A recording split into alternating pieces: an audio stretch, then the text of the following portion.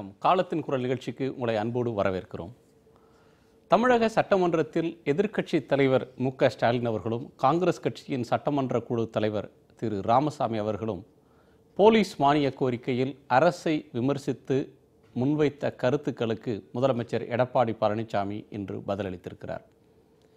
தமிழகத்தில் அண்மை காலத்தில் வேகமடைந்து வரக்கூடிய 2 போராட்டங்கள், மதுக்கடைகளுக்கு எதிராக பெண்கள் பொதுமக்கள் நடத்தக்கூடிய போராட்டங்கள், அடுத்ததாக கதிராமங்கலத்தில் நடைபெற்று வரக்கூடிய மக்கள் நடத்தக்கூடிய போராட்டம்.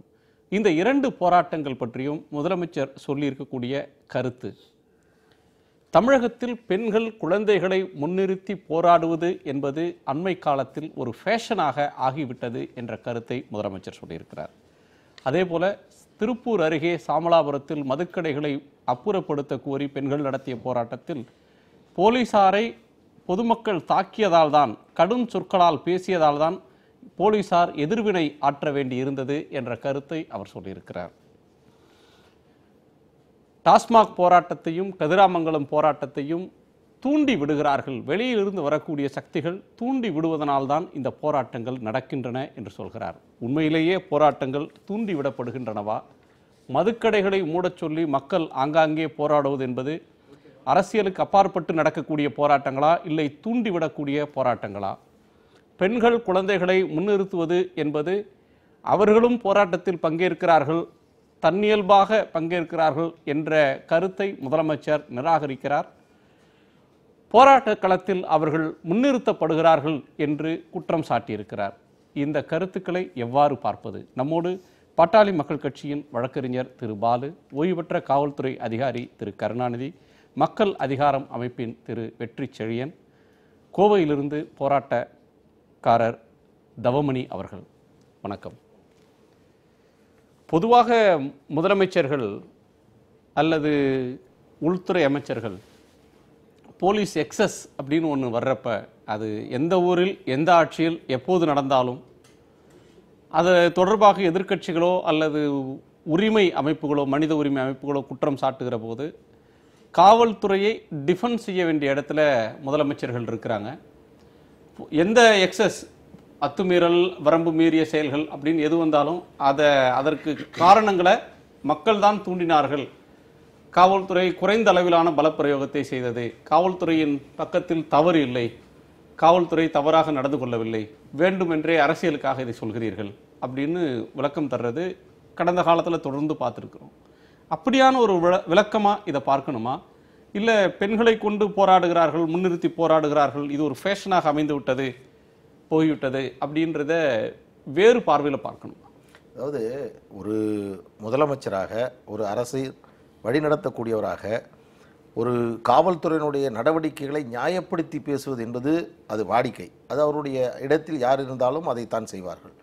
அதில் நமக்கு எந்த மிகப்பெரிய விமர்சனம் எதுவும் இல்லை. ஆனால் அதே சமயத்தில் முதலமைச்சர் அவர்கள் இன்று சட்டமன்றத்தில் சொல்லியிருக்கக்கூடிய சில கருத்துக்கள் என்பது, இந்த மதுவிற்கு எதிராக எத்தனை பிரச்சனைகள் வந்தாலும் அதை எதிர்நோக்க வேண்டும் என்ற எண்ணத்தோடு போராடிய அந்த மக்களை, அந்த பெண்களை கொச்சைப்படுத்துவதாக இது அமர்ந்திருக்கிறது. அவருடைய உணர்வை மதிக்க தவறிய, திசை திருப்பக்கூடிய ஒரு முயற்சியை முதலமைச்சர் ஈடுபட்டிருப்பதாக இது காட்டுகிறது. அவர் சொல்லுகிறார், மதுக்கடைகள் திறக்கப்படுவதால் அவர்களுக்கு எந்த பாதிப்பும் இல்லை, பெண்களையும் குழந்தைகளையும் முன்னே நிறுத்தி போராடுகிறார்கள், அவர்கள் தூண்டப்படுகிறார்கள் என்று சொல்கிறார். இன்றைக்கு தமிழ்நாட்டில் இந்த ஆண்டல்ல கடந்த 10 ஆண்டுகளில் மக்கள் தன்னெழுச்சி போராட்டங்கள் என்று நீங்கள் வரிசைப்படுத்தினீர்கள் என்று சொன்னால், நான் முதல் போராட்டமாக இதை சொல்வேன். இந்த உச்சநீதிமன்ற தீர்ப்பிற்கு பிறகு தமிழ்நாட்டில் நடந்த பல போராட்டங்கள், அதில் சந்தித்தவர்களை நீங்கள் கணக்கெடுத்து ஆய்வு செய்தீர்கள் என்று சொன்னால், ஒரு முறை கூட காவல்துறை அதிகாரிகள் நேருக்கு நேர் சந்திக்காத பெண்கள், ஒரு முறை கூட அரசு அலுவலர்களை எங்களுடைய உரிமை பிரச்சனைக்காக பேசாத பெண்கள், பொது இடத்தில் ஒரு பொது சொத்தை, ஒரு கடையை அடித்து உடைக்கக்கூடிய பல காட்சிகளை பார்க்கிறோமே, அதெல்லாம் எதை காட்டுகிறது, எதை சொல்லுகிறது என்று சொன்னால், அவர்கள் இப்பொழுதுதான் முதன்முறையாக இது போன்ற இடத்தில் அவர்கள் முதலமைச்சர் சொல்லக்கூடிய கருத்து, பெண்கள் பெரியவர்கள் அல்லது குழந்தைகள் எல்லோரும் போராடுவது ஃபேஷன் ஆகிவிட்டது அப்படின்னு சொல்றதுன்றது வந்து இந்த போராட்டத்தை பின்னிருந்து சிலர் இயக்குகிறார்கள், தன்னிச்சையாக அவங்க செய்யலை. இப்படி போராடுறது வந்து ஒரு கவனத்தை பெறுது, இது போராடுறது ஒரு நாகரிகமாக மாறிவிட்டது அப்படின்ற ஒரு கருத்துல சொல்றாங்க. கடந்த காலத்தில் இல்லாத ஒன்று இல்லை. அதாவது மது பிரச்சனை என்று சொன்னால் அந்த மது பிரச்சனையில் நேரடியாக பாதிக்கக்கூடியவர்கள் பெண்கள் தான். ஒரு வீட்டில் ஒருவர் மது பின்னிருந்து யாரும் இயக்குகிறார்கள், பின்னாடி இருந்து தூண்டி விடுகிறார்கள். இன்னும் சொல்ல போனால் இந்த உச்சநீதிமன்ற தீர்ப்பிற்கு பிறகு இந்த பிரச்சனையை எந்த அரசியல் இயக்கமும் கையில் எடுத்துக்கொண்டு போராட்டம் செய்யக்கூடிய காரியத்தில் ஈடுபடவில்லை. இந்த இந்த உச்சநீதிமன்ற கட்சிகள் பின்னாடி இருந்துகிட்டு கட்சிகளை கொடியை காட்டாம, கட்சிகளுடைய பெயர்களை முன்வைக்காம, உள்ளூர் பெண்களை முன்னிறுத்துவது அப்படின்ற ஒரு உத்தியை கட்சிகளும் இயக்கங்களும் கடைபிடிக்கின்றன அப்படின்னு இதுல இருந்து புரிஞ்சுக்கலாம். அதாவது காவல்துறை அவருடைய கையில் தான் இருக்கிறது, உளவு பிரிவு அவருடைய கையில் தான் இருக்கிறது. அவர்களே ஆய்வு செய்யட்டும். இல்லாம தான் சொல்லுவாரா? அதுதான் சொல்றேன். அவர் சொல்லக்கூடிய கருத்துக்கள் யதார்த்தத்திற்கு விரோதமானது, உண்மைக்கு விரோதமானது. இந்த போராட்டத்தை நடத்திய பெண்கள் அவருடைய உணர்வுகளை கொச்சைப்படுத்தக்கூடியதாக அமர்ந்திருக்கிறது. மக்கள் உணர்வுகளை குறைத்து மதிப்பிடுவதாக, கொச்சைப்படுத்துவதாக இந்த கருத்து இருக்கு அப்படின்ற ஒரு குற்றச்சாட்டை பாலு முன்வைக்கிறார். அப்படி சொல்ல முடியாது. அவர் அந்த பொறுப்பில் இருக்கிறதுனால நீங்கள் சொன்னது மாதிரி காவல்துறையினுடைய முறையில் போயிடும், அதாவது வேலை செய்கிறவங்களை வந்து இது பண்ணக்கூடாதுங்கிறதுக்காக பேசினாருன்னு சொல்கிறீங்க. ஆனால் போராட்டத்தை பற்றி யாரும் குறை சொல்லவில்லை. மது விலக்குக்காக மது ஒழிப்புக்காக போராட்டம் நடத்துவதை பற்றி யாரும் குறை சொல்லவில்லை. ஆனால் அந்த நடத்துகின்ற போராட்டம் வன்முறையாக மாறும்போது தான் காவல்துறை போய் அதில் குறுக்க விட வேண்டியது இருக்குது. நீங்கள் கொண்டு போய் அதாவது சாலை மறியல், பாட்டிலை கொண்டாந்து ஒரு கடையில் உள்ள பாட்டிலை கொண்டாந்து வெளியில் உடைக்கிறதுங்கிறது வன்முறை. அது வந்து அரசு சொத்து. நீங்கள் வந்து இன்னைக்கு முழுக்கள் வேணாலும் ஒரு இடத்துல கோஷம் போட்டுக்கிட்டு இருங்க, பெண்களை வைங்க, குழந்தைங்களை வைங்க, வயசானவங்களை வைங்க, யாரை வச்சு வேணாலும் இன்னைக்கு முழுக்கள் கோஷம் போடுங்க, உங்களுக்கு எந்த வித இது வராமல் பாதுகாப்பு கொடுத்து நாங்கள் தயாராக இருக்கிறோம். நீங்கள் பாட்டில் கொண்டாந்து வந்து உடைப்போம் அப்படின்னு சொல்லி பெண்கள் போடும்போது என்ன நினைக்கிறீங்க? அதை தடுக்குவதற்கு நாங்கள் போய் ஆண்கள் கை வச்சா என்ன சொல்லுவீங்க? பெண்களை அடித்து விட்டார்கள், பெண்களை ஆண் போலீஸை வைத்து அடக்கினார்கள், ஆமாம் பெண் போலீஸை ஏன் இவர்கள் உபயோகிக்கக்கூடாது. அவங்க நிறைய பேர் பெண்களை குழந்தையும் கொண்டாந்து வச்சு அதாவது ஆண் போலீஸ்க்காக போய் அவங்கள கண்ட்ரோல் பண்ண முடியாதவங்க ஒரு சுச்சுவேஷனை நீங்கள் கிரியேட் பண்ணுறீங்க. அப்போ அப்படிங்கிறதுனால தான் என்ன பண்ண வேண்டியது இருக்குது? இவர்களால் போய் தடுக்க முடியல. சாலையை மறிக்கிறதுங்கிறது இது ஒரு ஜனநாயக போராட்டமே அல்ல. அது எப்படி நீங்கள் ஜனநாயக போராட்டம் எனக்கு சொல்கிறீங்கன்னு எனக்கு ஒன்றும் புரியல. ஒரு இன்னொரு உங்களுடைய குறைக்காக வேண்டி சாலையில் யாரோ போயிட்டு இருக்க ஒருத்தரை தடுக்கிறது உங்களுக்கு என்ன உரிமை இருக்கிறது? அந்த சாலையை போக்குவரத்தை சரி செய்ய வேண்டிய கடமையில் நாங்கள் இருக்கிறோம். இல்லை, அவங்க அரசின் கவனத்தை ஈர்ப்பது, கவனத்தை ஈர்ப்பதற்கு பிளக்கார்ட் போதும், கோஷம் போதும், பிளக்கார்ட் போதும். இல்லை, அப்படிலாம் செஞ்சா உடனே கவனம் ஈர்த்துறாங்களா? அதிகாரிகள் உடனே ரியாக்ட் பண்ணிடுறாங்களா? ஒரு பிளக்கார்ட் போட்டு ஒரு சாலை ஓரத்தில் ஒரு 4 பேர் நின்றால் உடனே அதுதான் முறை. அதுதான் முறை. அதுக்காக வேண்டி கவனத்தை திருப்பணுங்கிறதுக்காக வேண்டி போய் அரசு அலுவலகங்களையும் உடைச்சி தேசம் பண்ண முடியுமா? பண்ணலாமா? அது என்பது சட்டவிரோதம் இல்லையா? கவனத்தை திருப்புவது உங்களுடைய நோக்கம் என்றால் பிளக்கார்ட் படிச்சு கோஷம் அதுவே உங்களுக்கு அரசுக்கு அனுப்பப்படும். அதற்கு உரிய நடவடிக்கை எடுப்பார்கள். அந்த நீங்கள் வந்து நான் உடைச்சா அரசு சொத்தை நாசப்படுத்துவேன், பாட்டில் கொண்டாந்து ரோட்டில் போட்டு உடைப்பேன், கம்ப்ளீட்டாக டிராஃபிக்கை ஜாம் பண்ணி பல மக்களுக்கு நான் இன்கன்வீனியன்ஸை படுத்துவேன் என்று சொன்னால் அது காவல்துறையின் ஜூரிஸ்டிக்ஷன். அதில் நீங்கள் தலையிட முடியும். எங்களுடைய பணியை செய்ய விடாமல் செய்கிறீர்கள். 2 முரண்பாடு இருக்கு. பொதுமக்கள் மத்தியில் எழுப்பக்கூடிய கேள்வி, இயக்கங்கள் எழுப்புறது வந்து காவல்துறை இருப்பது யாருக்கு பாதுகாப்பு தருவதற்கு? மக்களுக்கு பாதுகாப்பு தர்றதுக்கா, மதுக்கடைகளுக்கு பாதுகாப்பு? நியாயமான செயல்படுபவர்களுக்கு, நியாயமாக செயல்படுபவர்களுக்கு பாதுகாப்பு கொடுக்கும். நியாயமற்ற முறையில் நடந்து கொண்டார்கள்னு சொல்ற ஒரு குற்றச்சாட்டுக்கு ஆளாகி இருக்கக்கூடிய சாமலாபுரத்தை சேர்ந்தவர்களையே கேட்கலாம். அந்த போராட்டத்தில் பங்கேற்ற தவமணி அவர்களை கேட்கலாம். தவமணி, இன்றைக்கு முதலமைச்சர் சொல்லியிருக்கக்கூடிய கருத்து, போராட்டத்தில் உங்களை போன்றவர்கள், போராடியவர்கள் அத்துமீறி நடந்து கொண்டார்கள், அதிகாரிகளை கொடுஞ்சொல்லால் பேசினார்கள், அவர்கள் தள்ளிவிட்டார்கள், நீங்க தள்ளிவிட்டதுனால தான் போலீஸ் எதிர்வினையாற்ற வேண்டி வந்தது, ஊடகங்களில் போலீஸ் தாக்கிய காட்சியை காட்டாக மற்றதை காட்டாமல் மறைத்து விட்டார்கள் அப்படின்ற குற்றச்சாட்டை முதலமைச்சர் சொல்றார். அந்த ஊர்ல போராடும் போது நீங்க காவல்துறையினரை தாக்கினீர்கள் அப்படின்ற குற்றச்சாட்டுக்கு உங்க பதில் என்ன?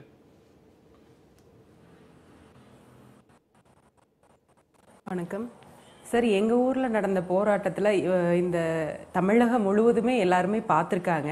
எல்லாருக்கும் தெரியும் இது அப்பட்டமான பொய் என்று. ஏன்னா காவல்துறை காலையிலேருந்து சாயந்தரம் வரைக்கும் போராடிக்கிட்டு இருந்த பெண்கள் வந்து சாயந்தரமாக முதல்ல எதுக்கு காவல்துறையை தாக்கணும்? அவங்க வந்து கண்மூடித்தனமாக தாக்கினதுனால தான் பெண்கள் எல்லாம் அலறி அடிச்சு ஓடி வந்தாங்க. இது வந்து உண்மையான குற்றச்சாட்டு கிடையாது. ஆதாரம் இருந்தா காமிக்கட்டும், இல்லைன்னு நாங்க சொல்லல. இன்னொன்னு, சார் சொன்னதுக்கு பதில் சொல்லிடுறேன் நான். பெண்களை எல்லாரும் தூண்டி விட்டு தான் வந்து போராடிட்டு இருக்காங்க அப்படின்னு சொன்னாங்க. ஆமா, எங்களை தூண்டி விட்டு தான் நாங்க போராடிட்டு இருக்கோம். யார் தூண்டி விடுறாங்க? அரசாங்கமும் டாஸ்மார்க் நிர்வாகமும் தான். அவங்க தூண்டி விட்டதுனால மட்டும்தான் நாங்க போராடிட்டு இருக்கிறோம். இல்லைன்னா எங்களுக்கு அவர் பாலு சார் சொல்லும் போது சொன்னார் இல்லைங்களா, அரசு அலுவலகங்களுக்கு கூட போனதில்லைன்னு சொல்லிட்டு. உண்மையிலேயே நாங்கள் பஞ்சாயத்து ஆஃபீஸுக்கு கூட எங்களோட சொந்த வேலைக்காக எந்த ஒரு பிரச்சனைக்காகவும் நாங்கள் இது வரைக்கும் போனதில்லை. ஆனால் மதுபான கடை எதிர்த்து நாங்கள் போராடுறோம், குழந்தைகள் பெண்கள் எல்லாம் உட்கார்ந்து போராடிட்டு இருக்கிறாங்கன்னு அவருக்கு தெரிஞ்சும் கூட ஒரு தேசத்துடைய ஒரு முதல்வராக இருந்தும் இப்படி ஒரு பதில் அவர் சொன்னது எங்களுக்கு இந்த அரசின் மீது மிகப்பெரிய ஒரு அவநம்பிக்கையை ஏற்படுத்துது, மனதில் ரொம்ப ஒரு வலியை ஏற்படுத்துது. ஏன்னா நாங்கள் காலையில் 9 மணிலேருந்து சார் சொன்னார், நீங்கள் வந்து சாலை மறியல் பண்ணுறது மகா தவறு, ஜனநாயகப்படி தவறுன்னு சொன்னார். ஆமாம், தவறு தான். காலையில் 9 மணிக்கே ரோட்டில் உட்காந்துட்டோம் இல்லையா, 11 மணிக்கு போய் எங்களை அரெஸ்ட் பண்ணிருங்கன்னு கேட்டோம். ஆனால் யாரும் அரெஸ்ட் பண்ணுற அதிகாரம் எங்களுக்கு இல்லைன்னு சொல்லிட்டாங்க. சாயந்தரம் வரைக்கும் வெயிலில் உட்கார வச்சு சாயந்தரம் 4:30 மணிக்கு மேலே அடிக்க வேண்டிய அவசியம் என்ன? இதில் பெண்கள் மீது எங்கே தவறு இருக்குன்னு நீங்கள் சொல்கிறீங்க? பெண்களை தூண்டி விடலைன்னு நாங்கள்லாம் வந்து எங்களுக்குன்னு சுய அறிவு இல்லையா? மற்றவர்கள் தூண்டி விட்டு தான் நாங்கள் வந்து இந்த போராட்டத்தை பண்ணணுமா? எங்களுக்கு மிகப்பெரிய பாதிப்பு ஏற்படுறதுனால மட்டும்தான் இந்த போராட்டத்திற்கு அத்தனை பெண்களும் குழந்தைகளும் ரோட்டில் இறங்கி வராங்க. ஏன்னா அவ்வளோ பேரும் பாதிக்கப்பட்டிருக்காங்க. அதனால இந்த ஒரு பதிவு வந்து எங்களுக்கு எங்கள் ஊர் பகுதி எல்லா பெண்கள் சார்பிலும் எல்லா பொதுமக்களும் ஒரு மிகப்பெரிய ஒரு வருத்தத்தை ஏற்படுத்து. ஒரு முதல்வர் இப்படி சொன்னது எங்களுக்கு ரொம்ப மனவேதனையாக தான் இருக்குங்க சார். சொன்னதில் இந்த சாலையை மறித்து உட்காந்துதான் காலையில் 9 மணிக்கு உட்காந்துதான் எங்களை அரெஸ்ட் பண்ண சொன்னோம், அரெஸ்ட் பண்ணலைன்னு சொல்கிறாங்க இல்லையா? இது உண்மையாக இருந்தால் நிச்சயமாக அந்த காவல்துறையினர் கண்டிக்கப்பட வேண்டியவர்கள்.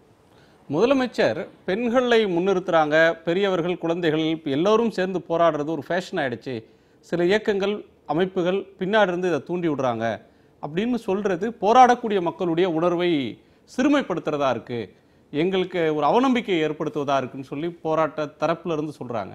ஏன் முதலமைச்சர் அப்படியான ஒரு நிலைப்பாட்டை எடுக்கிறார்? நானும் அந்த சட்டமன்ற நிகழ்ச்சிகளில் முழுமையாக ஆரம்பத்திலேருந்து கடைசி வரைக்கும் இருந்து பார்த்தது தான். அதாவது வந்து முதலமைச்சர் என்ன பதில் சொன்னார்னாக்கா, இந்த காவல்துறை அதிகாரி வந்து அந்த பெண் வந்து அது என்னுடைய சொந்த மாவட்டம் தான், அந்த தாக்குனதை வந்து நான் நியாயப்படுத்தி பேசலை, அதை வந்து நியாயப்படுத்த மாட்டேன். ஆனால் அதுக்கு முன்னாடி வந்து ஊடகங்கள் காட்டுறது வந்து அவங்கள தாக்குறதை மட்டும்தான் காட்டினாங்க ஒழிய அதுக்கு முன்னாடி காவல்துறை அதிகாரிகள் பாதிக்கப்பட்டதை யாருமே காட்டல. அதை வந்து நான் வந்து 2 பக்கம் தெரிஞ்சுட்டு தான் நான் இதை சொல்கிறேன். அதனால் வந்து இந்த மாதிரி நிகழ்வு நடக்கிறதுக்கு முன்னாடி காவல்துறை அதிகாரி தாக்கப்பட்டாங்க, அதை வந்து எந்த ஊடகமும் காட்டல, இதை மட்டும் காட்டினாங்க.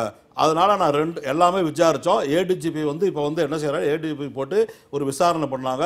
அவருக்கு வந்து விசாரணை நடந்துகிட்ருக்கு. விசாரணை நடந்து தீர்ப்பு சொன்னால் தான் ப்ரொமோஷன் கொடுக்க முடியாதவளே, விசாரணை இருக்கும்போது ப்ரொமோஷன் கொடுக்கலாம். அதனால் அவருக்கு வந்து பதவி உயர்வு கொடுத்துருக்காங்க. அதை வந்து ஒன்றும் பிரச்சனை இல்லை. இந்த மரியாதைக்குரிய சகோதரி பேசினாங்க இல்லையா, முழுமையாக கேட்டேன் நான். அதாவது அவங்க சொல்கிற ஆதங்கத்தில் வந்து எந்த இடத்துலையும் முதலமைச்சர் வந்து பொதுமக்களை வந்து எந்த இடத்துல அச்சப்படுத்தியோ கொச்சைப்படுத்தியோ எதுவும் பேசலை. அவர் என்ன சொன்னாருனாக்கா, இந்த மாதிரி நடக்கும்போது தமிழ்நாடு முழுவதும் நடக்குது. 6300 கடை இருந்தது. 6300 கடை இருக்கும்போது யாரும் போராடல 20 வருஷமா. அதுக்கப்புறம் 3300 கடை வந்து அவங்க அப்ஜெக்ட் பண்ற முக்கியமான அம்சம், நாங்க பாதிப்பு இருப்பதனால் அரசாங்கம் இந்த மதுக்கடைகளை திறந்திருக்கு, இதனால் பாதிக்கப்படுற நாங்க போராட்டத்துக்கு வரோம். அந்த கடை இப்ப புதுசா திறந்த கடையா இல்ல அங்க இருந்துட்டு இருந்த கடையா? யாரோ தூண்டி விட்டாங்கன்னு சொல்றது தப்பு. எங்களுக்கு சொந்த அறிவு இல்லையான்னு கேக்குறாங்க. கண்டிப்பா அதை வந்து பின்னாடி இருந்து தூண்டி விட்டு அப்பாவி பொதுமக்களை குழந்தை குட்டியோட ரோட்ல போய் சண்டை போட வச்சு போட்டு வெளிய இருந்து வேடிக்கை பாக்குறாங்க. இது மாதிரி நிகழ்ச்சிகளை நடத்தாதீங்கன்னு தயவு செய்து சொல்ற இந்த நிகழ்ச்சி மூலமா ஒரு தூண்டுதல் அண்ணன் சொல்லிட்டாரு. நான் இன்னொரு சைடுல இருக்க தூண்டுதலை சொல்லட்டுமா? காவல்துறை அதிகாரியை, டாஸ்மார்க் ஊழியரை இந்த இடத்த கடையை பிடித்து அந்த இடத்துல திறக்கிறதுக்கு நீங்கள் எல்லாம் வந்து முன்னாடி நில்லுங்க, நாங்கள் திறக்கிறோன்னு சொல்கிற மது வணிகர்கள் இருக்காங்கல்ல, சாராயம் விற்கக்கூடிய அதிபர்கள் இருக்காங்கல்ல, பார் நடத்தக்கூடிய முதலாளிகள் இருக்காங்கல்ல, இவங்களுடைய தூண்டுதலால் உங்களுடைய அரசு பணியை செய்கிறதுக்கு அங்கே வந்து நின்றுட்டு எங்களுக்கு அவமானமாக இருக்குது, ஒரு கடைக்கு நாங்கள் பாதுகாப்பு கொடுக்குறதும், ஒரு சாராயம் வேணாம் அதை பிடிக்கிறதுக்காக இருக்கக்கூடிய காவலர்களாகி நாங்கள் சாராயம் விற்கிறதுக்கு நாங்கள் போய் காவல் காக்கிறதும் எங்களுக்கு வெட்கமாக இருக்கு சொல்லக்கூடிய அதிகாரிகள் இந்த தமிழகத்தில் இருந்து கொண்டுதான் இருக்கிறார்கள். அந்த தூண்டுதலை ஏன் முதலமைச்சர் சொல்லவில்லை? அந்த தூண்டுதல் இல்லையா? அப்படி ஒரு தூண்டுதல் இல்லையா? ஒரே ஒரு நிமிஷம், அண்ணனுக்கு பதில் சொல்லிடுறான். எந்த இடத்துல எந்த காவல்துறை யாரும் போய் தூண்டுதல் எதுவும் கிடையாது. சட்ட ஒழுங்கு பிரச்சனை வரக்கூடாதுங்கிறதுக்காக இவங்க ஒண்ணு வேண்டாம், யார் வேணா சட்ட ஒழுங்கு கையில் எடுத்துக்கலாமா? அப்போ அரசாங்கம் எடுக்க வேண்டிய நடவடிக்கை, காவல்துறை நடவடிக்கை நாமளே கையில் எடுத்துக்கலாமா? யாரை வேணா அடிக்கலாமா? இப்போ ஒருத்தர் அடிச்சுக்கலாமா, வச்சுக்கலாமா? கொலை நடந்துன்னு வைங்க, அங்க ஏதாவது ஆயிரச்சு அசம்பாவது, யார் பதில் சொல்ல முடியும்? காவல்துறை அங்க இருக்காம எப்படி இருக்க முடியும்? சட்டம் தான் காப்பாற்றணும், காவல்துறை தான் அந்த வேலையை பார்க்க முடியும். நான் என்ன கேட்கிறேன், நீங்க எந்த அதிகாரிகிட்ட சொன்னோம் சொல்லுங்க, குறைகளை சொல்லுங்க, எல்லாம் பேசுங்க. நீங்க சட்டத்தை நீங்களே கையில் எடுத்துக்கிறது தப்புன்னு சொல்றோம் நாங்க. இல்ல, வேண்டுமென்றே திட்டமிட்டு அரசுக்கு அவப்பெயர் ஏற்படுத்துகிற விதமாக அங்கே போராட்டம் நிச்சயமா அப்படிதான் உண்மை. இப்ப நடக்கிறது எல்லா போராட்டங்களுமே ஒரு சில கட்சிகள், மக்கள் செல்வாக்கு இல்லாத கட்சிகள், எந்த விதத்துல தேர்தலில் சந்திக்கிறதுக்கு பயப்படுற கட்சிகள் தாங்களை ஒரு போராட்ட கருவியா மக்களை பயன்படுத்தலாம். இது இரண்டாவது அவமானம். இது என்னன்னு கேட்டீங்கன்னா, முன்னாடி மக்களை அவமதிக்கிறதும், அப்புறம் நான் சொல்றேன், மதுவிற்கு எதிராக குரல் கொடுக்கக்கூடியவர்கள் நீண்ட காலமாக எங்கள் கட்சி எடுத்துங்க, ஒவ்வொரு மாவட்ட வாரியாக சென்று எங்கள் கட்சியினுடைய நிறுவனர் மது ஒழிப்புக்கான கண்டிப்பா தூண்டிதான் விடுறாங்க. பொதுமக்கள் அப்பாவிகளை தூண்டி விட்டு கிராமத்து பெண்களை, கிராமத்து மக்களை குழந்தை ஊட்டியோட போய் நிக்க வச்சு போராட்டம் பண்றீங்க. அந்த குழந்தைகளையே அந்த பாவத்துக்கு ஆளாக்குறீங்க, கூட்டி வர்றீங்க. சரி, இது ஒரு பாவம்ன்றீங்க. நிச்சயம் இவங்க தூண்டி விடுறதுனால சொல்றேன் நானு. முதலமைச்சருடைய ஊர், ஒரு நிமிஷம், சாமலாபுரத்துல தவமணியா பேசுறாங்க. ஒரு நிமிஷம் தவமணி, குறுக்கிட்டீங்க சார். அந்த குழந்தைங்களும் பெண்களும் பாதிக்கப்படுறதுனால தான் போராட்டத்துக்கு வரோம். முதல்ல 6100 கடை இருக்கும்போது போராடல, இப்ப 3000 கடை வந்ததுக்கு அப்புறம் எதுக்காக போராடுறீங்கன்னு அவங்க கேக்குறாங்க இல்லைங்களா? அதுக்கு ஒரு நியாயமான ஏற்றுக்கொள்ளக்கூடிய கருத்தை சொல்றேன். முதல்ல ஸ்டேட் ஹைவேஸ்லயும் நேஷனல் ஹைவேஸ்லயும் மெயின் ரோட்ல பஸ் ஸ்டாண்டுக்கு பக்கத்துல எல்லாம் கூட மதுபான கடை இருந்துச்சு. இப்ப எங்க ஊர்லயே பஸ் ஸ்டாண்டுக்கு பக்கத்திலேயே மதுபான கடை இருந்துச்சு. அங்க இருக்கும் பொழுது எங்களுக்கு அது பாதிப்பு தான். ஆனாலும் கூட நாங்க பெண்களும் குழந்தைகளும் போகும்போது ஏதாவது ஒரு பிரச்சனை, யாராவது மது போதையில பிரச்சனை பண்ணாலும் கூட நம்மள ஒரு பாதுகாக்கிறதுக்கு ஒரு பேருந்து நிலையத்துக்கு பக்கத்துல நிறைய பேர் இருப்பாங்க அப்படிங்கிற ஒரு தைரியத்துல நாங்க பயந்துதான் போயிட்டு இருந்தோம். ஆனாலும் ஒரு சின்ன தைரியத்துல தான் போயிட்டு இருந்தோம். ஆனா இப்போ அந்த நேஷனல் ஹைவே, ஸ்டேட் ஹைவேல இருக்கிற கடையை அப்புறப்படுத்த சொல்லி கோர்ட் உத்தரவு கொடுத்ததுக்கு அப்புறமா அவங்க ஒதுக்குப்புறமான பகுதியில கடை அமைக்கிறோம்னு சொல்லி குடியிருப்பு பகுதியிலையும் பஞ்சாயத்து சாலைகள்லையும் கடை அமைக்கிறாங்க.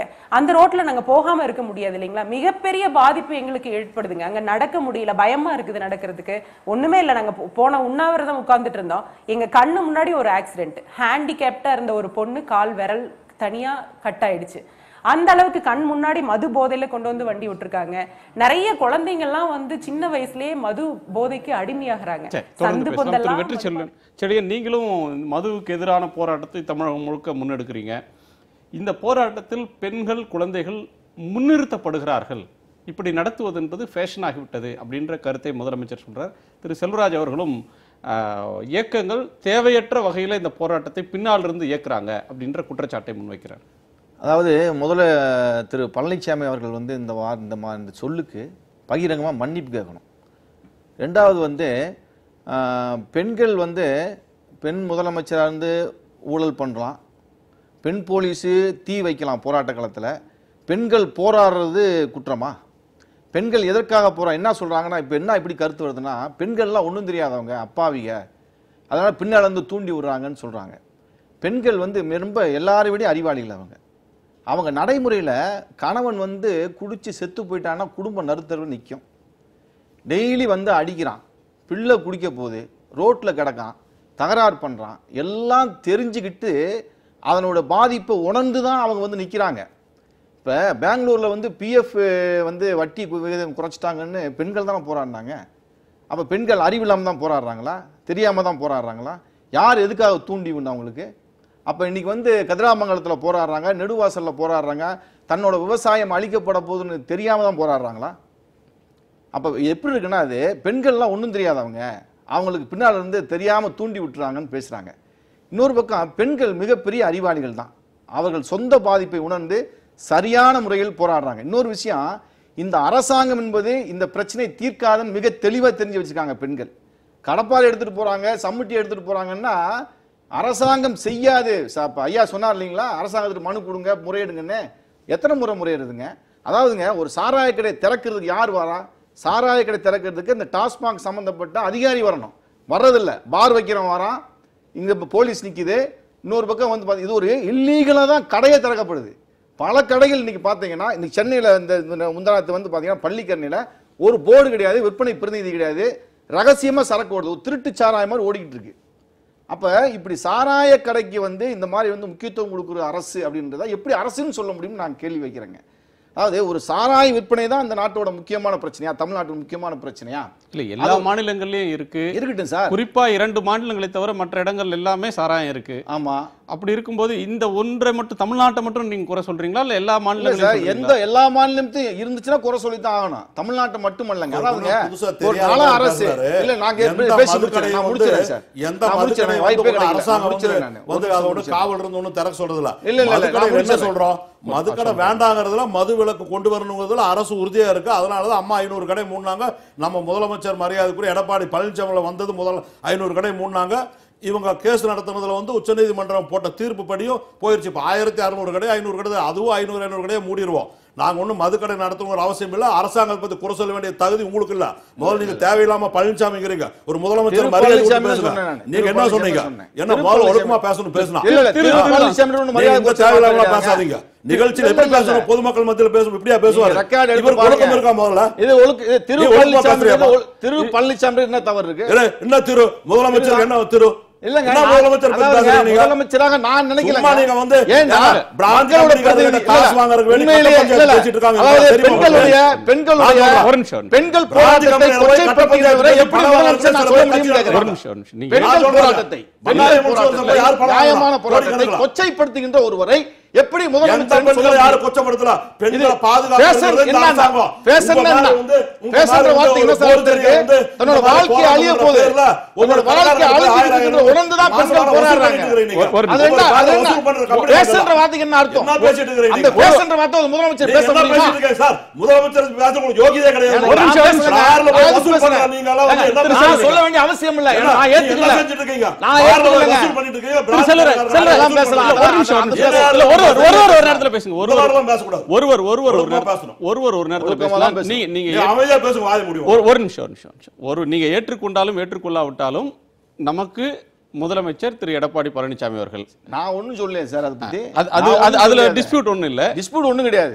ஒரு தரக்குறைவான வார்த்தையை பயன்படுத்த சொன்னார் திரு பழனிசாமி அவர்கள். முதலமைச்சர் பழனிசாமி என்ன திரு பழனிசாமி ரோட்ல போறவர் என்ன பேசிட்டு இருக்கிறீங்க நீங்க? திரு என்றால் மரியாதையான வார்த்தை தான். என்ன சரி, என்ன சொல்றது? அது எப்படி சொல்றது? சப்ஜெக்ட் வரும். ஒரு நிமிஷம். திரு வெற்றிச்செழியன், இந்த பெண்கள் போராட்டம் அல்லது கதிராமங்கலம் போராட்டம் அப்படின்ற இந்த போராட்டங்கள் அரசியல் காரணங்களுக்காக பின்னிருந்து தூண்டிவிடப்படுகின்றன அப்படின்ற கருத்தை சொல்றாரு. இப்போ உங்களை மாதிரியான இயக்கங்கள் இதுல எந்த ரோலும் பிளே பண்றது இல்லையா? நீங்களோ பாமகவோ எதிராக பண்ணக்கூடிய இவங்களோ பிளே பண்றோம் சார். அதாவது எப்படி பிளே பண்றோம் நான் சொல்றேன். தூண்டி விடுவது அல்லங்க. ஒரு மக்களோட பிரச்சனை, அந்த பிரச்சனையில மக்கள் பாதிக்கப்படுறாங்க அப்படின்னா இந்த பாதிப்பு இருக்கு, இந்த பாதிப்புக்கு எதிராக மக்கள் போராட வேண்டிய அவசியம் இருக்குன்னு சொல்றது எப்படி தூண்டி விடுறதாகும்? சாராய கடையை திறந்து வச்சிருந்து சாராயம் குடிச்சா நீ பல சம்பவங்கள் நடக்குது, குடும்பங்கள் பாதிக்கப்படுது, விபத்துகள் நடக்குது, சமூகம் வந்து மொத்த சமூகமும் பாதிக்கப்படுது. அப்ப இப்படி பிரச்சனை இருக்குங்க, இதை அரசாங்கம் தீர்த்து வைக்காது, மக்கள் போராடதான் பிரச்சனை தீர்த்துக்க முடியும்னு சொல்றது எப்படி தூண்டி விடுறதாகும்? இயக்கம் நடத்துறோம், பிரச்சார இயக்கங்களுக்கு உரிமை இருக்குங்க. இயக்கங்கள் ஒரு கருத்து சொல்வதற்கு உரிமை இருக்கு. இயக்கங்கள் மக்களை போராட சொல்வதற்கு உரிமை இருக்குங்க. ஹைட்ரோ கார்பனை பத்தி சொன்னார் சார். வந்து அந்த பிரச்சனையில இன்னைக்கு தெளிவா இன்னைக்கு கூட சட்டமன்றத்தில் என்ன சொல்லியிருக்கோம்னா, மத்திய அரசு என்ன அச்சுறுத்தினாலும் என்ன செஞ்சாலும் எந்த சூழ்நிலையும் அது அந்த இடத்துல வராது அப்படின்னு முதலமைச்சரும் சொல்லியிருக்காரு. தொழில்துறை அமைச்சர் உத்தரவாதம் கொடுத்தாங்க, அதுக்கு எதிர்க்கட்சி தலைவரும் நன்றி சொன்னார்.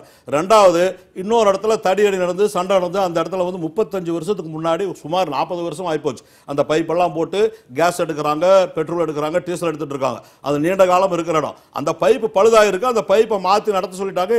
அவங்களும் ONGCயும் பதில் சொல்லிட்டாங்க. மாவட்ட ஆட்சித்தலைவர் கூப்பிட்டாங்க, யாரும் போகல. இந்த போராட்டத்தில் கைதானவங்களை விடுதலை செய்யணும்னு சொன்னா அது அவங்களோட கோரிக்கை வந்து நான் கொச்சப்படுத்தல. அது அவங்களுக்காக முன்னின்று போராடினவங்களுக்கு அவங்க கேட்கலாம். நான் என்ன சொல்றேன், அந்த பிரச்சனை வந்து இன்னைக்கு வந்ததில்லை. நம்ம இன்னைக்கு இந்த அரசு ஆரம்பிச்சதில்லை. அது நீண்ட காலமா இந்தியாவில் வந்து எப்படியா கேஸ் கொடுக்கணும், பெட்ரோல் கொடுக்கணும், டீசல் கொடுக்கணும், வெளிநாட்டுல இருந்து வாங்கிட்டு இருக்கிறவங்க இந்தியா பூரா இது மாதிரி கொண்டு வர்றாங்க. அது இனிமேல் புதுசா மக்களுக்கு எதிர்ப்பா யாரும் இங்க கொண்டு வரக்கூடாதுங்கிறது உறுதியா இருக்கிறோம் நாங்க. அது எந்த அச்சமும் வேண்டியதில்லை. இந்த போராட்டங்களை பொறுத்தவரை ஒரு சிலர் நீங்க உறுதியா இருக்கீங்க. ஆனால் மத்திய அரசாங்கம் தமிழ்நாட்டில் இந்த கொண்டு வரவே முடியாது சார். இப்போ நான் சொல்றேன், ஹைட்ரோ கார்பன் வரவே வராது. செஞ்சாங்க, நெடுவாசல் ஒப்பந்தம் போடத்தானே செஞ்சிருக்காங்க. அவங்க என்ன போட்டுட்டு போட்டோம், கவர்மெண்ட் என்ஓசி கொடுக்காம தமிழக அரசு மீறி உள்ள வர முடியாது. தமிழக அரசு அதுல உறுதியா நிச்சயமா இருக்கு. இன்னைக்கு உத்தரவாதம் கொடுத்திருக்கிறோமா சட்டசபையில, அப்ப பதில் கேட்பாங்க இல்லையா? நீங்க சட்டசபையில சொன்னீங்களே என்னாச்சுன்னு கேட்பாங்க இல்லையா? செல்வராஜ் சொல்ற உறுதிமொழிகள் அரசு கொடுத்திருக்கிற உறுதிமொழி.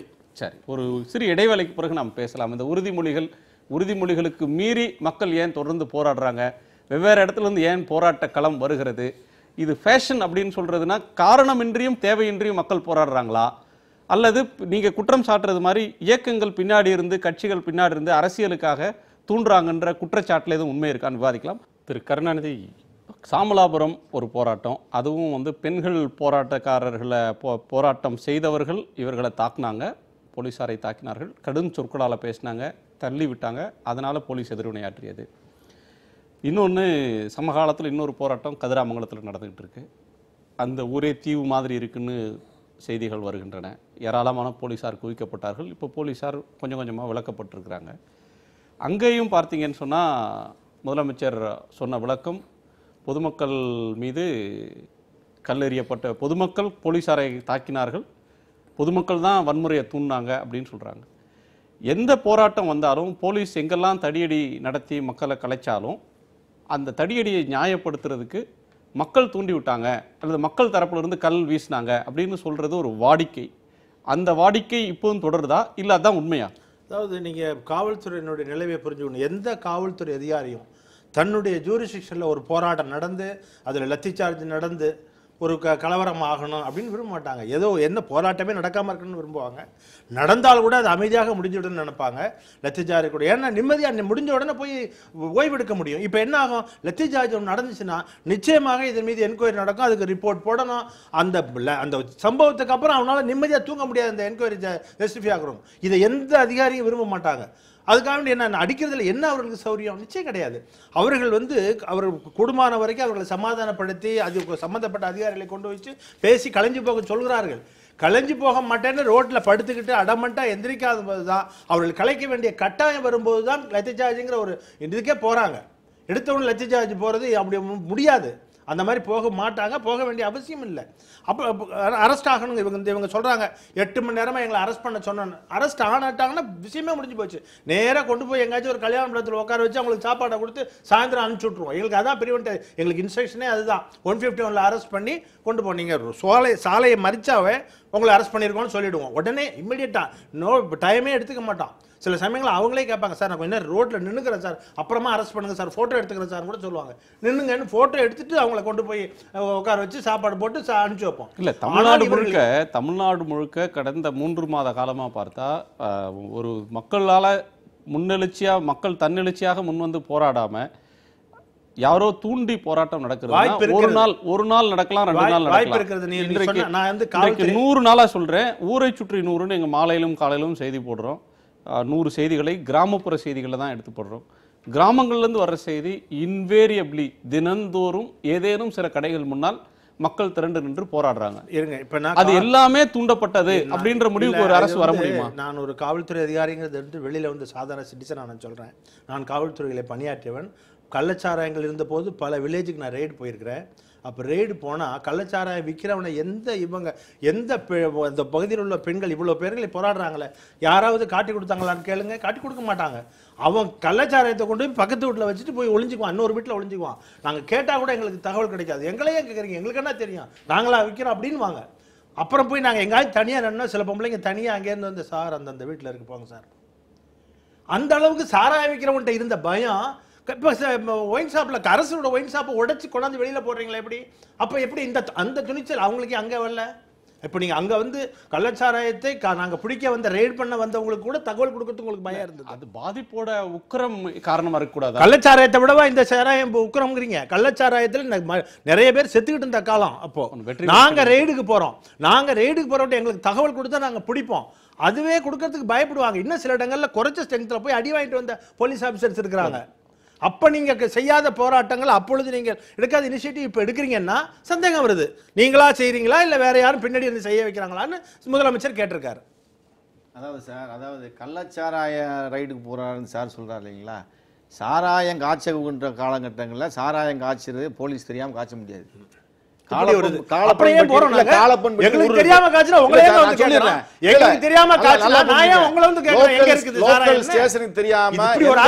எந்த ஊரலும் போட முடியாது, எந்த இடத்துலயும் டப்பா வச்சு காய்ச்ச முடியாது. இன்னும் சொல்ல போனா அங்க திருட முடியாது. ஸ்குவாட் வரும்போது வந்து யார் சொல்லுவாங்கன்னா ஸ்குவாட் வராங்க பார்த்து எச்சரிக்கையா இருந்துங்கன்னு லோக்கல் போலீஸ் தான் சொல்லுவாங்க.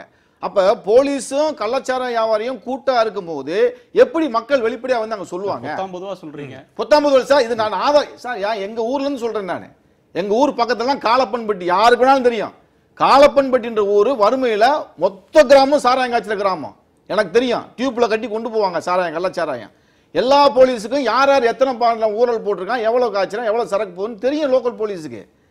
அப்ப இது போலீஸுக்கும் கள்ளச்சாராயத்துக்கும் கூட்டு இருக்குன்றது மக்களுக்கும் தெரியும். அப்ப எந்த அடிப்படையில் போலீஸ் கள்ளச்சாராயம் கடந்த காலத்தின் கதை. இப்ப இருக்கிற கதை வந்து அரசு நடத்தக்கூடிய மதுபான கடைகள் இருக்கு, அதுக்கு எதிராக போராடுறாங்க. கள்ளச்சாராயத்தின் மீது வராத ஒரு கோபம், அதை காட்டி கொடுக்கணும், அதை வந்து முடிவு கொண்டு வரணும்னு காட்டாத வேகம் இதுக்கு ஏன் வருதுன்ற ஒரு கள்ளச்சாராயத்தின் மீதும் மக்கள் கோவப்பட்டிருக்காங்க, அதை காலி பண்ணிருக்காங்க, இல்லன்னு சொல்லல. கள்ளச்சாராயம்ன்றது பெரிய அளவுல இல்லங்க. இந்த நல்ல சாராயம் தான் வித்துக்கிட்டு இருக்கு. நல்ல சாராயம் விக்கிறதையும் போலீஸுக்கு தொடர்பு இருக்கு. எங்க சாக்குனா கடை, அந்த கடை, அதாவது இந்த கடை வைக்கிறாங்க இல்லைங்களா, அதாவது உள்ள வியாபாரம் பண்ற கடை இருக்கு இல்லைங்களா, அந்த கடையில வந்து மாமூல் போதுங்க போலீஸுக்கு. போகாம நீங்க வந்து கடை வைக்க முடியாது.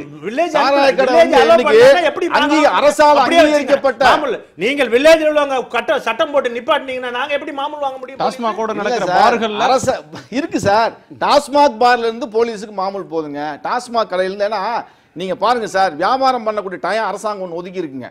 அதை தாண்டி வியாபாரம் நடக்குதுங்க கடையில. அதெல்லாம் எப்படி நடத்த முடியும்? போலீஸ் அனுமதி இல்லாமல் நடத்தவே முடியாதுங்க. அப்ப சட்டத்தை தூக்கிக்கிட்டு இறக்கிக்கிட்டு வியாபாரம் பண்றதெல்லாம் போலீஸ் மாமூல் கொடுக்காம வியாபாரம் பண்ணவே முடியாது. அப்ப இல்லீகலாக இந்த மாதிரி அரசு அனுமதிக்கப்பட்ட கடைகள்லயும் இல்லீகலா வந்து சாராய விற்பனை நடக்குது. சாராயம்னா அதே சரக்கு விற்பனை நடக்குது. அதுக்கு போலீஸுக்கும் கூட்டு இருக்குங்க. சரி, அது ஒரு குற்றச்சாட்டு நீங்க சொல்றது. இன்னொன்று அவர் கேட்ட கேள்வி, அன்றைக்கு இல்லாத ஒரு வேகம் இன்னைக்கு ஏன் வருது, இன்னைக்கு தூண்டுகிறார்கள் அப்படின்ற சந்தேகம் சார் தப்பே கிடையாது சார். நான் சொல்றேன், நாங்க டாஸ்மாக் எதிராக போராட்டம் நடத்துறோம், மக்களை வந்து சொல்றோம் நீங்க தாங்க போராடணும்னு சொல்றோம். நீங்க போராடுங்க, நீங்க போராடுதான் தடுத்து நிறுத்த முடியும், அரசாங்கம் செய்யாதுன்னு சொல்றோம். இது எப்படி தூண்டுறதா வரும்னு கேட்கறேன் நான். இது நாங்க சொல்றது ஒரு பங்கு தாங்க. இன்னொரு பங்கு மக்கள் சுயமாக அதை உணர்ந்திருக்காங்க, அது பாதிப்பை. பெண்கள் திறமையானவர்கள் அறிவாளிங்கிறாங்க. அவ்வளவு அறிவான திறமையான பெண்களுக்கு தன்னுடைய கணவனை குடிக்காம நிறுத்த அது முடியல. என்ன பண்றது? ஒரு கணவன் தன் வீட்டுல கணவன் நீ குடிக்காம இருந்து அறிவுரை சொல்லி அவரை திருத்த முடியாத ஒரு பெண் பொதுவில் இருக்கிற கடையை உடைச்சோன்னு நிறுத்திடுவானா? அதுக்கு சேர்த்து உதப்பானா இல்லையா? நீங்க பதில் சொல்றதை விட தவமணி பதில் சொல்றது பொருத்தமா இருக்கு. அவங்க சொல்லிட்டாங்க, நல்லா கரெக்டா சொல்லுவாங்க. அவங்க சொன்னாங்க ஒரு விஷயம் சொன்னாங்க இல்லைங்களா, யாரால் தூண்டப்படுறோம்னு தவமணி சகோதரி சொன்னாங்களா, ரொம்ப கரெக்டான விஷயம். குழந்தைகளை வேலைக்கே அனுப்பக்கூடாதுங்கிறோம். போராட்டத்துக்கு எடுக்கிறது என்ன சட்டப்படி நியாயம்? சிறு குழந்தைகளை வேலைக்கு அனுப்புறதே தவறு.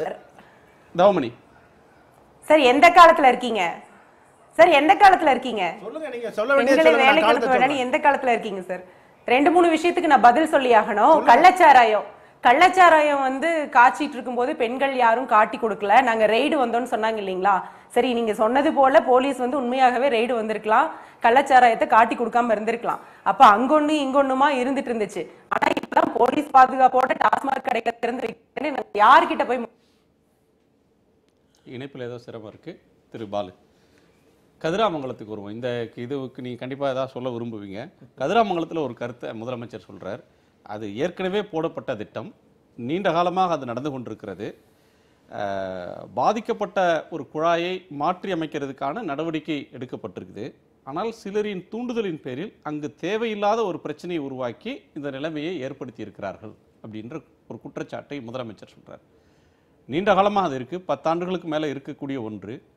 அதுக்கு திடீரென்று ஒரு போராட்டம் வேகம் எடுக்கிறது, மக்கள் போராடுறாங்க அப்படின்னா அதற்கு பின்னணியில் வேண்டுமென்றே சிலர் தூண்டுகிறார்கள் அப்படின்ற குற்றச்சாட்டை முதலமைச்சர் எதற்கும் சொல்கிறார். அதாவது இப்போ இந்த விவாதம் மட்டும் இல்லை, சமீப காலமாக தமிழகத்தை பார்க்கின்ற பொழுது என் மனசுக்குள்ள ஒரு பெரிய வேதனை. அதை இந்த தொலைக்காட்சியில் சொல்லணும். மார்ச் 31ஆம் தேதி உச்சநீதிமன்றம் சொன்னதற்கு பிறகு உயர்நீதிமன்றத்தில் இதுபோன்று மக்கள் விருப்பத்திற்கு மாறாக கடைகள் திறக்கின்ற பொழுது தொடரப்பட்ட வழக்கில் தமிழக அரசினுடைய தலைமை வழக்கறிஞர் ஒரு செய்தியை சொன்னார். இன்னும் அது பதிவாக இருக்கிறது. பல வழக்குகளுடைய ஆவணத்தில் நான் வைத்திருக்கிறேன். நான் வேண்டுமென்றால் நன்னனுக்கு சொல்கிறேன். எதிர்ப்பு தெரிவிக்கக்கூடிய மக்களுடைய உணர்வுக்கு மதிப்பளிக்கும் வகையில் அந்த இடத்தில் கடை திறக்க மாட்டோம் என்று தலைமை வழக்கறிஞர் உயர்நீதிமன்றத்தில் அரசாங்கம் வழக்கில் இல்லை அதான் சொல்றார். அரசினுடைய கருத்தை அவர் சொல்றார். இப்படி ஒரு மக்கள் எதிர்ப்பு தெரிவித்தால் அந்த பகுதியில் கடை திறக்க மாட்டோம் என்ற ஒரு தமிழக அரசினுடைய நிலைப்பாடு எங்கே போனது? இன்றைக்கு நான் கேட்கிறேன், ஒவ்வொரு இடத்திலும் மக்கள் போராட்டம் நடத்துகிறார்கள். கடைகளை மூடவே இல்லைன்னு சொல்றீங்க. எதிர்ப்பு வந்த உடனே சில இடங்கள்ல மூடி இருக்காங்களா இல்லையா? அதாவது இந்த போராட்டம், சகோதரி கூட இருக்காங்க, இந்த போராட்டமும் தன்னெழுச்சியும் அந்த கோபமும் அந்த கடையை உடைக்க வேண்டிய நிலைமையும் ஏன் வருகிறது என்று சொன்னால், துவக்கத்தில் தமிழக அரசு ஒரு மென்மையான நிலைப்பாடை எடுத்தது. எதிர்ப்பு வந்தால் மூடிட்டு போயிடுங்க, மூடிவிட்டு சென்று விடுகிறார்கள். பிறகு அவர்கள் திட்டமிட்டு அந்த இடத்தில் யாருக்கும் தெரியாமல் காலையில் கடையை திறக்கிறார்கள். பார்க்கின்ற பொழுது திடீரென்று கடை வருகிறது. அந்த இடத்தில் இருக்கக்கூடிய மக்களிடம் கேட்பதில்லை. அந்த இடத்தில் கடை வருவதற்கான முன்னறிவிப்புகள் எதுவும் இல்லை. அங்கே வரப்போகிறது என்ற அறிவிப்பு எதுவும் இல்லை. பார்க்கிற பொழுது அவர்களுக்கு ஆத்திரம் கொப்பளிக்கிறது. ஏனென்றால் போராட்டம் நடத்திய மக்களை நயவஞ்சகமாக வராது என்று சொல்லி வீட்டிற்கு அனுப்பிவிட்டு அந்த போராட்டத்தை நசுக்கிவிட்டு, ஒரே ஒரு உதாரணம், சிலுவம்பாளையம் மாண்புமிகு முதலமைச்சருடைய சொந்த ஊர். அதே ஊரில் சிலுவம்பாளையத்தில் கடைக்கு எதிராக போராட்டம். அந்த மக்களை கைது செய்கிறார்கள். மாலை 5 மணிக்கு வெளியே விடுகிறார்கள். மீண்டும் அந்த சிலுவம்பாளையத்தில் கடை திறக்கப்பட்டது. நான் கேட்கிறேன், அந்த போராட்டம் நடத்திய சிலுவம்பாளையத்தில் இருக்கக்கூடிய மக்களை தூண்டியவர் யார்? மாண்புமிகு முதலமைச்சர் அவர்கள் சொல்ல வேண்டும். அதே போன்று மக்களுடைய உணர்வுகளின் அடிப்படையில் கடை திறக்க மாட்டோம் என்று சொன்ன தமிழக அரசு முதலமைச்சருடைய சொந்த ஊரிலேயே எந்த தார்மீக அடிப்படையில் அந்த கடையை திறந்தார்கள்? இதையெல்லாம் இன்றைக்கு நீங்கள் பேசுகிறீர்கள். ஏன் இந்த வழக்கை போட்டோம் என்று நான் வேதனைப்படுகிறேன். ஏனென்றால் இதுவரையில் காவல்துறையை பார்க்காதவர்கள், இதுவரையில் சிறையை பார்க்காதவர்கள் எத்தனை பெண்கள், ஒரு குடும்ப பெண்கள் இன்றைக்கு வழக்கை சுமர்ந்து கொண்டிருக்கிறார்கள். எத்தனை பெண்கள் சிறையை பார்த்திருக்கிறார்கள். சிவகாசியில் 14 பெண்கள் 14 நாட்கள் சிறையில் இருந்தார்கள். மீண்டும் தொடர்ந்து போராடி கொண்டிருக்கிறார்கள். படூரில் ஒரு சின்ன குழந்தை தன் கையிலே இழுத்துக் கொண்டு என் அப்பாவை வாழவிடு என்று சொன்னது. யார் அதற்கு சொல்லிக் கொடுத்தது? யார் அதை தூண்டியது? இதையெல்லாம் பார்க்கின்ற பொழுது தயவு செய்து நீங்கள் அரசியலுக்காக பேசுங்கள், இந்த ஆளுங்கட்சியினுடைய செயல்பாடை நியாயப்படுத்துங்கள். ஆனால் எங்கள் உணர்வுகளை தயவு செய்து நீங்கள் கொச்சைப்படுத்தாதீர்கள். இந்த தமிழகத்தில் நடக்கக்கூடிய இந்த போராட்டம் என்பது ஒரு உண்மையான ஒரு போராட்டம், அவர்களுடைய உணர்வின் அடிப்படையில் வரக்கூடிய போராட்டம். இன்றைக்கு கருணாநிதி சொல்லுகிறார், எத்தனையோ விஷயங்களை அவர் நியாயப்படுத்துகிறார். உயர்நீதிமன்றத்தில் காவல்துறை எப்படி தாக்குதல் நடத்தியது, எத்தனை மணி நேரம் நடத்தியது, எத்தனை கல்கள் அங்கே வந்தது, எத்தனை அரசு வாகனங்கள் நீதிமன்ற அலுவலகம் அடித்து நொறுக்கப்பட்டது, இன்றைக்கும் இருந்து கொண்டுதான் இருக்கிறது. அது உங்களுடைய செய்தி. அதை பற்றி காவல்துறையுடைய மொத்த நடவடிக்கையும் இன்றைக்கு தமிழ்நாட்டில் ஒவ்வொரு இடத்திலும் ஒவ்வொரு பகுதியிலும் மக்கள் போராட்டம் நடத்துகிறார் என்று சொன்னால் ஒரு வரியில் நீங்கள் வேண்டுமானால் சொல்லிவிடலாம், இது யாரோ ஒருவருடைய தூண்டுதல் என்று. நீங்கள் கூட்டுகிறீர்களே, லட்சக்கணக்கான பெண்கள் உங்களுடைய மாநாட்டிற்கு வருகிறார்களே, நீங்கள் காசு கொடுத்து கொண்டு வந்தீர்களா? நீங்கள் தூண்டி அவர்களை வர சொன்னீர்களா? அப்போ சொல்லுகின்ற பொழுது ஜெயலலிதா அவர்கள் அந்த சிறையிலிருந்து மீண்டு அவருடைய போயஸ் கார்டனுக்கு வருகின்ற பொழுது மக்கள் எல்லாம் வீதியிலே நின்று அவர்களை வரவேற்றார் என்று சொல்கிறார்கள். அப்பொழுது அவர்கள் மக்கள். ஆனால் எங்களுக்கு பிரச்சனை, என்னுடைய மகன், என்னுடைய தந்தை, என்னுடைய கணவன் ஒரு மதுவிற்கு அடிமையாகிறான் என்று போராடுகின்ற பொழுது அவர்கள் தூண்டப்படுகிறார் என்று சொன்னால், இது ஒரு பெண் அவர்களை முதலமைச்சராக கொண்டு தலைவியாக கொண்டு ஒரு இயக்கம் நடத்தக்கூடிய இயக்கத்தினுடைய கருத்தா, ஒரு மக்கள் நலன் சார்ந்த அரசினுடைய கருத்தா? தயவு செய்து நீங்கள் சிந்தித்து பார்க்க வேண்டும்.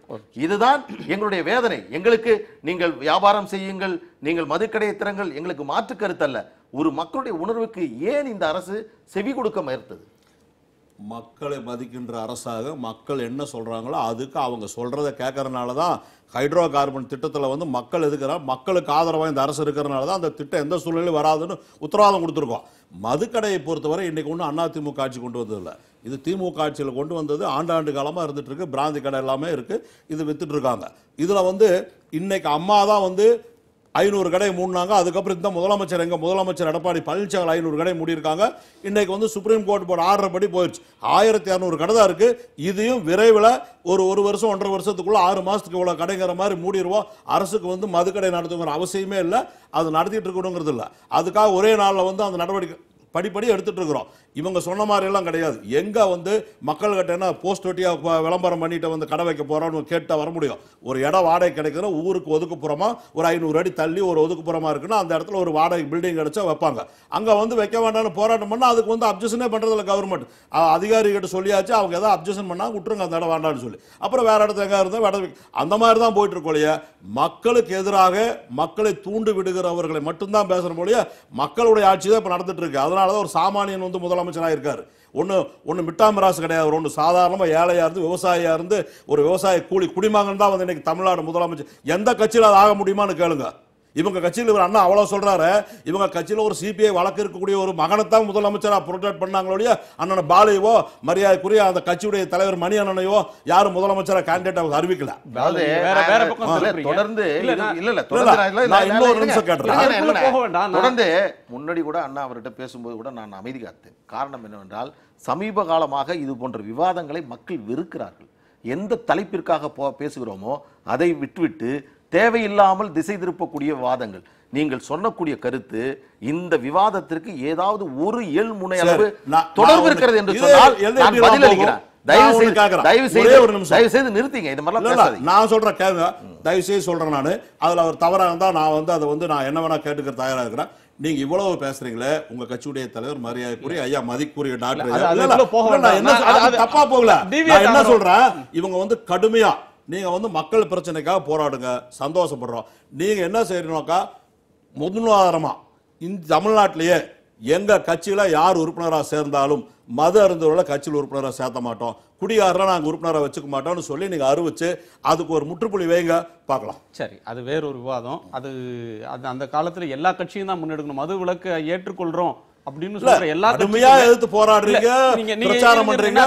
இது வந்து நீங்க முன்னுதாரணமா வாங்கலன்னு சொல்றேன் நான். அது இப்ப அதிமுகவோட கொள்கை என்ன? அதிமுக கொள்கை மதுவிலக்கு அமல்படுத்துறது தான். கொள்கை என்ன? மதுவிலக்கு. அதிமுகவோட கொள்கை படிப்படியா மதுவிலக்கு. திமுக அது பூரண மதுவிலக்கு உடனே வரணும். காங்கிரஸ் மதுவிலக்கு கொள்கை தான். தமிழ்நாட்டுல பிஜேபி அதை வலியுறுத்தல. முன்னுதாரணமா வரட்டும்ங்கறேன். எல்லாத்துக்கும் ஒரு முன்னுதாரணம் இருக்கு. எல்லா கட்சிகளும் அப்படி வந்தா சந்தோஷப்படுற அப்படி பண்ணுங்க. எல்லா கட்சிகளும் செய்யறது அவங்க கட்சியில செஞ்சுட்டாங்கன்னா நல்லது. அதுக்குள்ள போறதுக்கு பதிலா நான் இன்னொரு விஷயம் உங்களை கேட்கணும். நீங்க சொல்றீங்க ஒரு எளிமையான முதலமைச்சர் சாதாரண விவசாய குடியில பிறந்து இந்த பெரிய பதவிக்கு வந்திருக்கிறாருன்னு சொல்றீங்க. இப்ப நடக்கக்கூடிய போராட்டங்கள்லாம் முதலமைச்சருக்கு எதிரானது அப்படின்னு ஏன் பார்க்கணும்? இப்ப கதிராமங்கலத்திலேயோ நெடுவாசல்லையோ மதுக்கடைகளை மூடணும்னு பண்ற போராட்டங்கள் மக்கள் தங்கள் பிரச்சனையை முதலமைச்சருக்கு எதிரான போராட்டம் எந்த இடத்துலயுமே சொல்லல, முதலமைச்சரும் சொல்லல. அவர் என்ன சொல்றாரு, சில இடங்களில் நடக்கிற போராட்டங்களுக்கு ஒரு முக்கியமான ஊர்ல ஒரு முக்கிய பிரமுகர் இருப்பாங்க, 2 பேர் தூண்டி விட்டு போட்டு அவங்க வர்றதில்ல, அந்த மாதிரி தப்பு பண்றாங்க. அதை தான் மனசாட்சிப்படி அவர் சொல்றாரு ஒழிய அந்த மாதிரி தூண்டி விட வேண்டாம்னு சொல்றோம். வேற ஒன்றும் கிடையாது. மக்களை நம்ம சொல்ல, மக்கள் என்ன செய்வாங்க பாவம், அவங்களை ஏதாவது ஒன்று சொல்லி இதனால அப்படி இருக்குது ஆபத்து இப்படி இருக்குன்னா அறியாமையால் அவங்களுக்கு வந்து ஏதாவது சொல்லி இந்த பைப் வெடிச்சதுன்னா நீங்க எல்லாம் இறந்துருவீங்கன்னு சொன்னா அவங்க என்ன செய்வாங்க? அந்த மாதிரி பைப் வெடிக்குமா? இது வந்து பழைய பைப்பு, அதை வந்து துரு பிடிச்சிருச்சு, அதை மாத்தினா சரியா போயிடும்னு ஒரு நல்ல முறையா ஒரு அறிவுரை சொல்றது கிடையாது, அவங்களுக்கு எடுத்து சொல்றது இல்லை. அந்த மாதிரி தவறுகளை செய்ய வேண்டாம்னு தான் சொல்ற மொழிய பொதுமக்களை யாரும் நாங்கள் கொச்சையப்படுத்தல. ஒரு கதிராமங்கலத்தில் பல ஆண்டு காலமாக அது இருக்கு.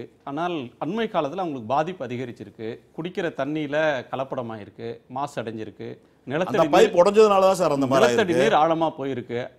கீழே ரொம்ப பல நூற்றுக்கணக்கான மீட்டர் கீழே போயிடுச்சு. அதெல்லாம் தமிழ்நாடு பூராமே இருக்கு, இந்தியா பூரா இருக்கு. தண்ணி வந்து மழை பெய்யறது இல்ல, தண்ணி இல்ல, 140 ஆண்டுகள் இல்லாத ஒரு வறட்சி, கீழே அடிமட்டம் வந்து எங்கேயோ போயிருச்சு. கதிராமங்கலமோ நெடுவாசலோ மற்ற ஊர்களோ மக்கள் தங்களுக்கு ஏற்பட்ட பாதிப்பு உணர்ந்து தங்களுக்கு இந்த மாதிரி பாதிப்பு இருக்குன்றத ஃபீல் பண்ணாம அவங்க போராட வருவாங்களா? யாரோ 2 பேர் வர்றாங்க, அவங்களுக்கு ஆதரவா தான் அரசாங்கம் செயல்பட்டு யாரோ இருக்கு. சிலர் வர்றாங்க, அரசாங்கம் அப்படின்னா வந்து அவங்களை போராடுற உடனே மக்களுக்கு கண்மூடித்தனமா எதிர்ப்பா இல்ல, ஏற்றுக்கொள்வாங்களா? போராடுற மக்களுக்கு ஆதரவா தான் அரசாங்கம் இருக்கு. அந்த பைப்பை மாத்துக்கு ONGCல வந்து தமிழக அரசு நடவடிக்கை எடுக்க சொல்லி மாவட்ட ஆட்சித்தலைவர் மூலமா நடவடிக்கை எடுத்துட்டு இருக்காங்க.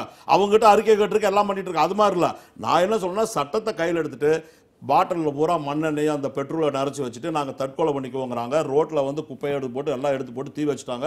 ஏமாந்து ஏதாவது விபரீதங்கள் நடந்து விட்டால் என்ன செய்யறதுங்கிறதுக்காக தான் அவங்கள தடுக்கணும்னு நினைக்கிற முடிய மக்களுக்கு அது விருப்பம் இல்லை. மக்கள் வந்து காவல்துறை மேலே கல் எடுத்து வீசி 9 காவலர்கள் வந்து மருத்துவமனையில் இருக்காங்க. அதனால அந்த நேரத்தில் இவங்க கல் எடுத்து வீச அடிக்க அதில் ஒரு சிலர் பேர் உள்ள சமூக விரோதிகள் கலந்துட்டாங்கன்னு சொல்ற பொதுமக்களவே சொல்ல, பொதுமக்களுங்கிற பேரில் அவங்க கலந்துட்டாங்க. அதனால வந்து விபரீதம் தான் அந்த விபரீதம். அதுக்கப்புறம் இப்போ எதாவது நடக்குதா? இன்னைக்கு அவங்க போராட்டம் பண்றாங்க, அமைதியாக தான் போட்டிருக்காங்க.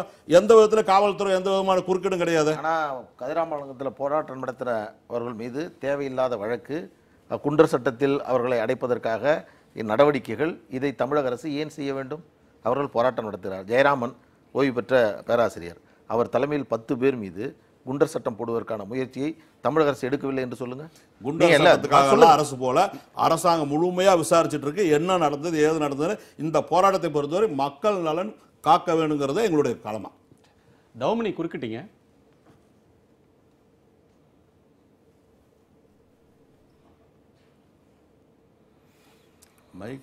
திரும்ப ஏதோ ப்ராப்ளம் நினைக்கிறேன். திரு வெற்றி, அந்த கோவை இந்த விஷயத்தை பற்றி சொல்லணும். அங்கே சியாமலாபுரத்தில் சம்பவம் நடந்த உடனே உயர்நீதிமன்றத்தில் அவசரமாக ஒரு பொதுநல வழக்கு தாக்கல் செய்தேன்.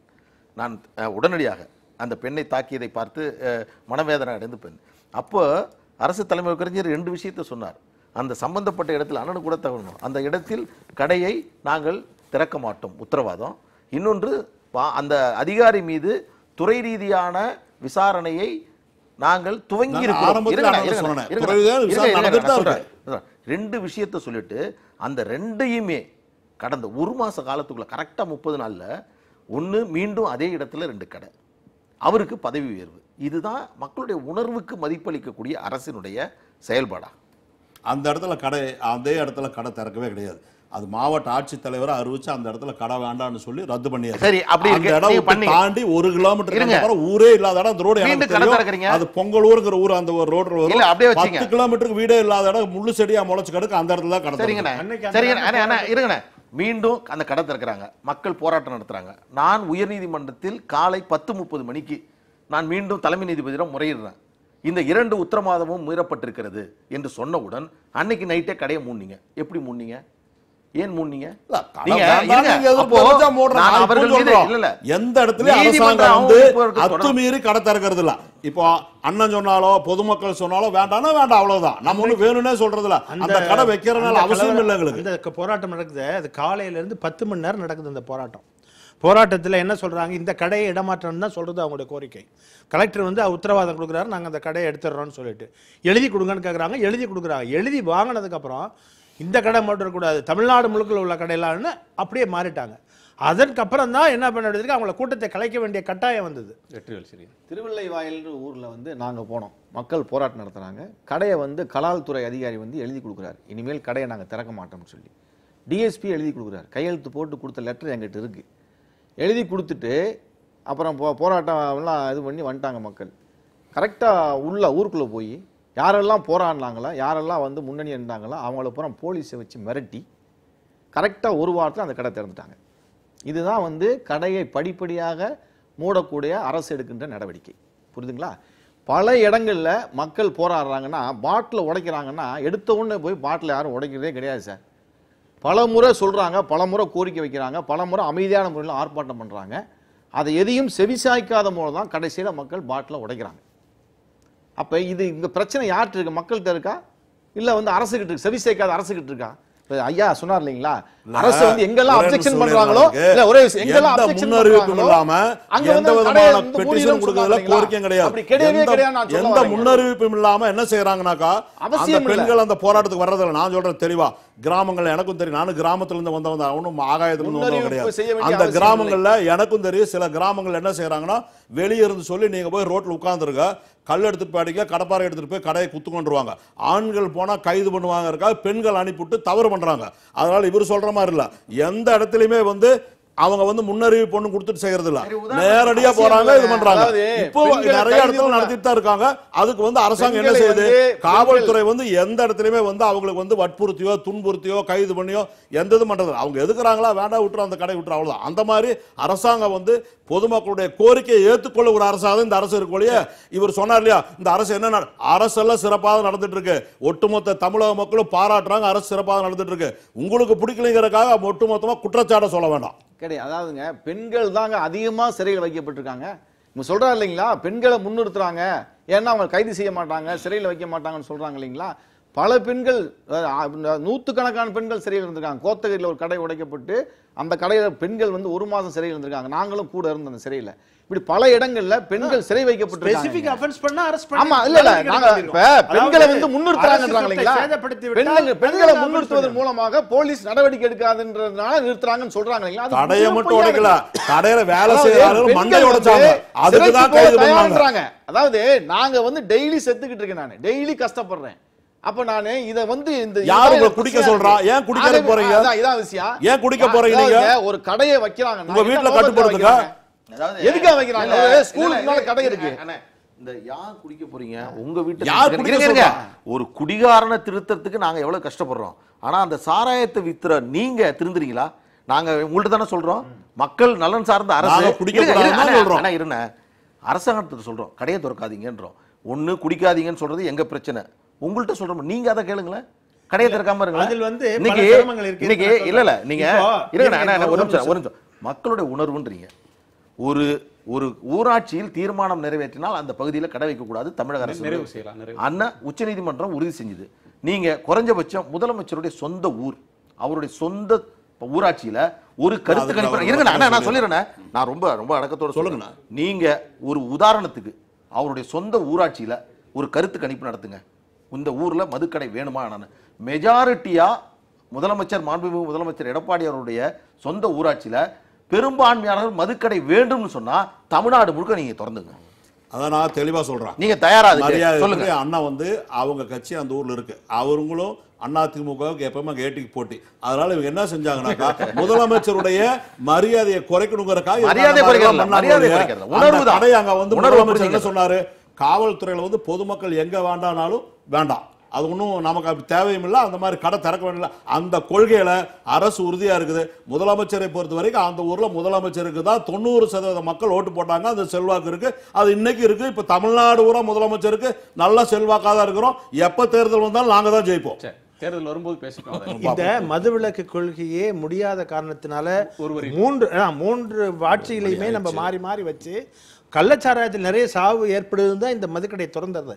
இந்த மாதிரி இப்போ வேற எதுவும் ரசாயனத்தை குடிச்சு உயிர் எழுந்து விடக்கூடாதுன்னு சொல்லி இப்போ இவங்க சொல்ற மாதிரி மூடிட்டாலும் நெசசரியா குடிக்க வேண்டியவங்க தொழிலாளர்கள் இருக்காங்க, இந்த ரொம்ப உழைக்கக்கூடியவர்கள், இந்த கழிவு நீர்களில் வேலை செய்யறாங்க, மார்ச்சரியில் வேலை பார்க்குறவங்க, இவர்கள் இல்லைங்க, இவங்க எல்லாம் குடிக்க அவங்களாம் அளவோட குடிச்சிட்டு அந்த வேலையை பார்க்கணும், அப்பதான் அவங்களால வேலையை செய்ய முடியும். அவர்களுக்கெல்லாம் என்ன பண்ணுவாங்க, இது கிடைக்கலன்னா போய் தவறான செய்வாங்க. உங்களுக்கு சம்பளம் கொடுத்த மாதிரி வேதனையா இருக்கு எனக்கு. நன்றி. இந்த மக்களுடைய படத்துல எவ்வளவு பூச்சை கட்டிக்கிட்டு இந்த சாராயத்துக்காக